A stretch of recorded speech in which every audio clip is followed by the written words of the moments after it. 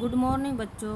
बेटा हम 10th class का सिविक्स का फर्स्ट लेसन रीड कर रहे हैं, सत्ता की साझेदारी। और आज की हमारी हेडिंग है बेल्जियम की समझदारी।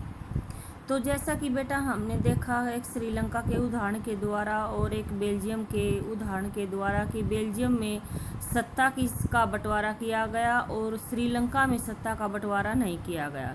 अब बेल्जियम में सत्ता के बंटवारे के कारण वहाँ पर सुख शांति और कोई भी लड़ाई झगड़ा या आपस में टकराव नहीं हुए।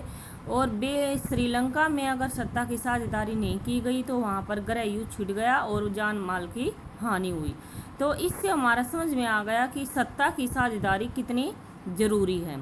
तो जैसे अब हम इसे डिटेल्स में पढ़ते हैं कि बेल्जियम के नेताओं ने श्रीलंका से अलग रास्ता अपनाने का यानी फैसला किया, क्योंकि वहाँ पर सत्ता के बंटवारे की बात की गई। उन्होंने क्षेत्रीय अंतरों और सांस्कृतिक विविधता को स्वीकार कर लिया। 1970 और 1993 के बीच उन्होंने अपने संविधान में 4 संशोधन किए कि देश में यानी सुख शांति बनी रही, यानी 4 बार उन्होंने संशोधन जो भी कानून थे उनमें परिवर्तन किया। इस बात के लिए किए कि देश में रहने वाले किसी भी आदमी को बेगानापन यानी अलग से यानी उनके स्वाभिमान को ठेस ना पहुंचे और सभी मिलजुल कर रह सके। तो ऐसी उन्होंने नीति अपनाई। उन्होंने इसके लिए जो व्यवस्था की वह बहुत ही कल्पनाशील है तथा कोई और देश ऐसा नहीं कर पाया। और बेल्जियम के मॉडल मुख्य हैं। बेल्जियम के मॉडल की भी बातें मैंने बताई थी कि निम्नलिखित हैं। जैसे इसको पढ़ते हैं बेटा। बेल्जियम के मॉडल का सबसे महत्वपूर्ण क्वेश्चन है, आप इसको ध्यान से सुने कि बेल्जियम के मॉडल की मुख्य बातें क्या थी, यानी क्या क्या उन्होंने अपनाया। तो सबसे पहले बेटा संविधान में इस बात का स्पष्ट प्रावधान किया गया कि केंद्रीय सरकार में ये आपने बिल्कुल एक पॉइंट याद रखना है, केंद्रीय सरकार में डच और फ्रेंच भाषाई मंत्रियों की संख्या समान रहेगी। पहला पॉइंट बेटा ये याद करना है आपने, पहला पॉइंट कि बेल्जियम के मॉडल में क्या क्या बातें अपनाई गई ताकि वहाँ पर सुख शांति बनी रहे। इसके बाद है बेटा दूसरा पॉइंट है बेटा केंद्र सरकार की अनेक शक्तियाँ देश के 2 इलाके की क्षेत्रीय सरकार को सुपर्द कर दी गई, यानी कोई भी केंद्रीय सरकार के अधीन नहीं रहेगी, यानी शक्तियाँ हैं जो केंद्र और राज्य सरकार को समान दे दी गई और केंद्रीय सरकार के अधीन यानी राज्य सरकार को नहीं रहना पड़ेगा। दूसरा पॉइंट बेटा। तीसरा पॉइंट है बेटा ब्रुसेल्स में अलग सरकार है, इनमें दोनों समुदाय का प्रतिनिधित्व भी समान है। ये बेटा आपका तीसरा पॉइंट है। तो ये बेल्जियम के मॉडल की मुख्य बातें। एक और है बेटा, इसमें लिखा नहीं हुआ है, वहाँ पर चौथी बात ये भी थी कि कोई भी यानी सरकार थी, जैसे ये रहा कि एक सरकार निर्णय नहीं ले सकती, दोनों की सहमति पर ही कोई भी कानून होगा या संशोधन होगा तो दोनों की सहमति पर ही लिया जाएगा। नेक्स्ट है केंद्रीय और राज्य सरकार के अलावा यहाँ एक तीसरे सरकार 3 स्तर की सरकार थी बेटा। तीसरे स्तर की सरकार काम करती थी, यानी सामुदायिक सरकार। सरकार का चुनाव एक ही भाषा बोलने वाले लोग करते थे। डच, फ्रेंच और जर्मन बोलने वाले समुदाय के लोग चाहे जहाँ भी रहते हों इसे सामुदायिक सरकार को ही चुनते थे। इस सरकार को संस्कृति, शिक्षा और भाषा जैसे मामलों पर फैसले लेने का भी अधिकार था। इसके बाद है बेटा यानी हमने बेल्जियम के बारे में पढ़ा, वहाँ पर जो भी उन्होंने मॉडल अपनाए उससे बेल्जियम की व्यवस्था बहुत सफल रही और इससे गृह युद्ध वगैरह किसी तरह की कोई आकांक्षा नहीं हुई और बेल्जियम जो है 2 टुकड़ों में नहीं बटा सत्ता की साझेदारी के कारण।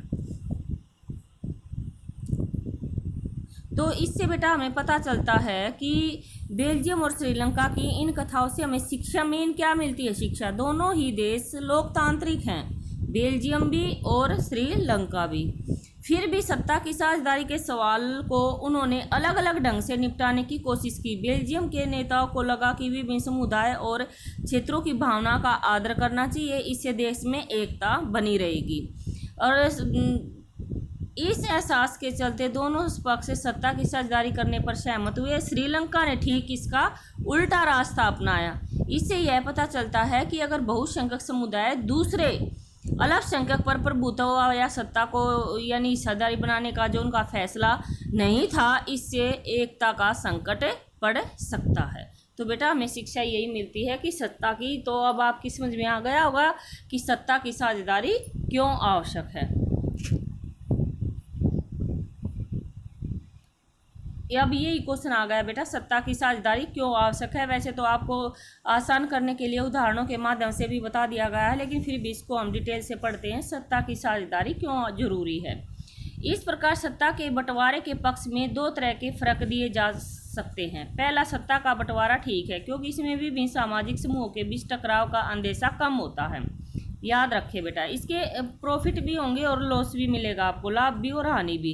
चूँकि सामाजिक टकराव आगे बढ़कर अक्सर हिंसा और राजनीतिक अस्थिरता का रूप ले लेते हैं, इसलिए सत्ता में हिस्सा दे देना राजनीतिक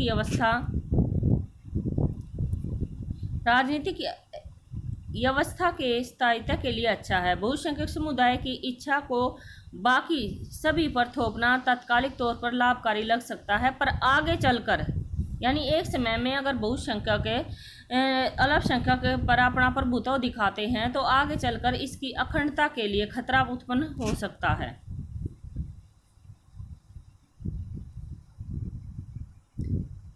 बहुसंख्यकों का आतंक सिर्फ अल्पसंख्यकों के लिए परेशानी पैदा नहीं करता, अक्सर यह बहुसंख्यकों के लिए भी बर्बादी का कारण बन सकता है। यानी अल्पसंख्यकों के लिए तो बनता ही है बेटा, लेकिन पर अपने स्वयं के लिए भी बन सकता है। सत्ता का बंटवारा लोकतांत्रिक व्यवस्थाओं के लिए ठीक है। इसके पक्ष में एक और बात कही जा सकती है और यह बात है कि ज़्यादा गहरी है। सत्ता की साझेदारी दरअसल लोकतंत्र की आत्मा है। यानी इसका बंटवारा लोकतांत्रिक देश में सत्ता का बंटवारा करना यानी आवश्यक है।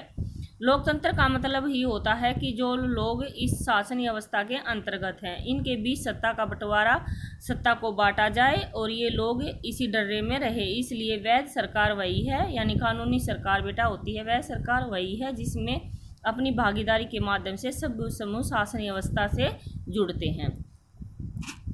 इन दो तर्कों में एक को हम युक्तिपरक कहेंगे बेटा, क्योंकि उसने सूझबूझ से काम लिया। दूसरे को हम नैतिक तर्क कह सकते हैं। युक्तिपरक या साझेदारी का तर्क लाभ, यानी ये क्यों कहेंगे युक्तिपरक और नैतिक परक, क्योंकि बेटा बेल्जियम में तो जो है उसने मतलब लोगों को सभी को सम्मान मिले, यानी सूझबूझ के द्वारा काम लिया। और नैतिक तर्क इसमें क्या कहेंगे, नैतिक तर्क में होता है बेटा लाभ हानि देखना, कि बहुसंख्यकों ने अपनी पावर या अपने लाभ के लिए यानी अल्पसंख्यकों को हानि पहुंचाई, तो इसको कहेंगे बेटा हम नैतिक तर्क।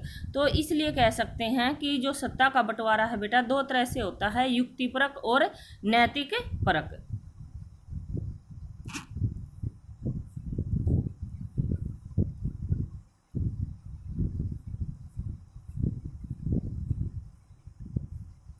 अब नेक्स्ट हमारा टॉपिक आता है बेटा सत्ता की साझेदारी के रूप। ये पढ़ेंगे हम सत्ता की साझेदारी के रूप।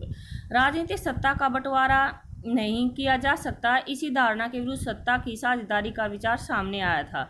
लंबे समय से ही यही मान्यता चली आ रही है कि सरकार की सारी शक्तियां एक व्यक्ति या किसी खास स्थान पर रहने वाले व्यक्ति समूह के हाथ में रहनी चाहिए। यानी प्राचीन काल में बेटा ऐसा था कि जो सारी शक्तियां हैं किसी एक व्यक्ति या किसी एक समूह में रहनी चाहिए। अगर फैसले लेने की शक्ति बिखर गई तो तुरंत फैसला लेना और उन्हें लागू करना संभव नहीं होगा।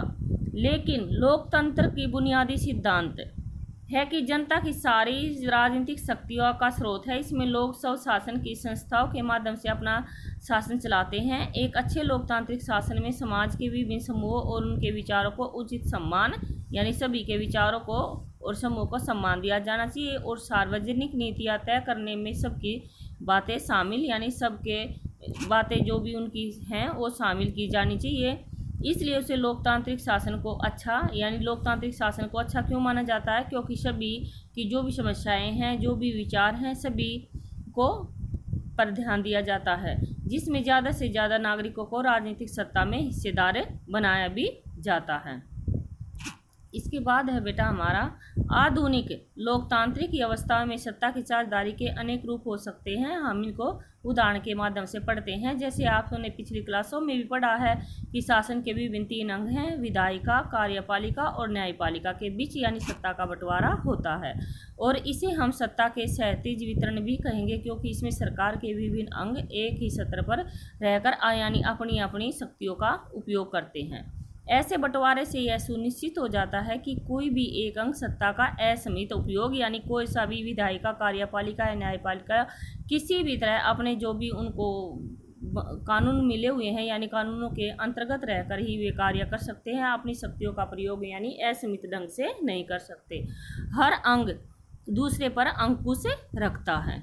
इसे विभिन्न संस्थाओं के बीच सत्ता का संतुलन बना रहता है। लोकतांत्रिक व्यवस्थाओं के बारे में 9वीं कक्षा में पढ़ते हुए हमने देखा था कि हमारे देश में कार्यपालिका सत्ता का उपयोग करती जरूर है, पर संसद के अधीन कार्य करती है। न्यायपालिका की नियुक्ति कार्यपालिका करती है, ध्यान रहे, न्यायपालिका की नियुक्ति कार्यपालिका करती है, पर न्यायपालिका ही कार्यपालिका और विधायिका द्वारा बनाए गए कानूनों पर अंकुश रखती है।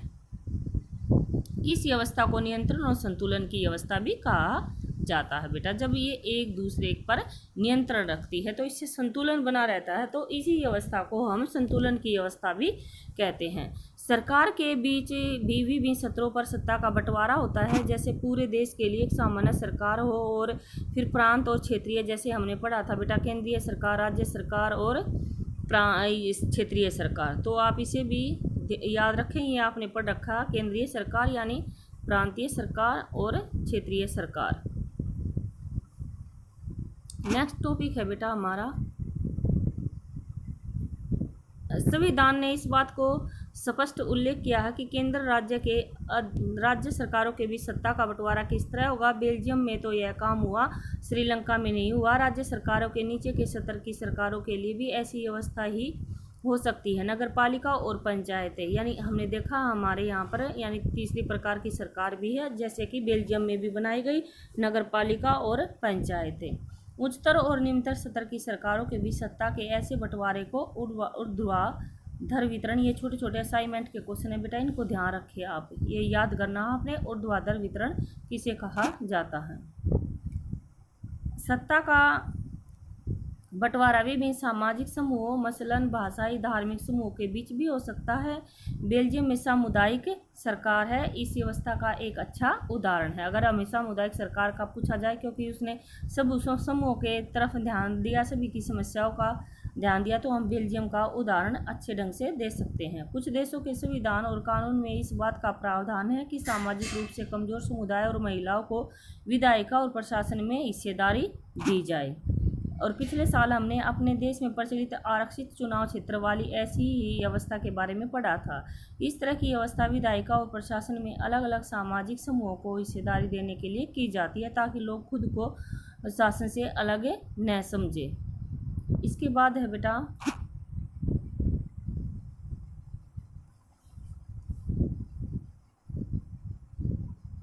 सत्ता के बंटवारे में एक विभिन्न प्रकार से बेटा दबाव समूह और आंदोलन द्वारा शासन को प्रभावित और नियंत्रित करने, ये मेन है बेटा क्वेश्चन आपका। दबाव समूह और आंदोलन शासन को प्रभावित और नियंत्रित करने के तरीके में भी लक्ष्य कर सकते हैं। लोकतंत्र में लोगों के सामने सत्ता के दावेदार के बीच चुनाव का विकल्प जरूर रहना चाहिए। समकालीन लोकतांत्रिक व्यवस्थाओं में यह विकल्प विभिन्न पार्टियों के रूप में उपलब्ध होता है। पार्टियां सत्ता के लिए आपस में प्रतिस्पर्धा यानी होड़ होती है। पार्टियों की यह आपसी प्रतिद्वंद्विता होता है बेटा, मुकाबला इस बात को सुनिश्चित कर देती है कि सत्ता एक व्यक्ति या समूह के हाथ में न रहे। और यह है एक बड़ी समयावधि पर गौर कर पाएंगे कि सत्ता बारी बारी से अलग अलग विचारधारा और सामाजिक समूह वाली पार्टी के हाथों में आती जाती रहती है। कई बार सत्ता की यह भागीदारी एकदम प्रत्यक्ष दिखती है, क्योंकि दो या दो से अधिक पार्टियां मिलकर चुनाव लड़ती हैं। लोकतंत्र में हमें व्यापारी, उद्योगपति, किसान, औद्योगिक मजदूर जैसे कई संगठित हित समूहों को भी सक्रिय देखेंगे। ये हित समूह के बारे में बेटा हम डिटेल से नेक्स्ट चैप्टर में पढ़ेंगे। सरकार की विभिन्न समितियों में सीधी भागीदारी करके या नीतियों पर अपने सदस्य वर्ग के लाभ के लिए दबाव बनाकर इस समूह से भी इसमें ये कहा गया है बेटा, जैसे हित समूह या संगठित समूह क्या होते हैं कि अपनी बातों को मनवाने के लिए जब लोगों का समूह इकट्ठा होकर अपनी मांगों की मांग करता है तो उसे संगठित या हित समूह कहा जाता है।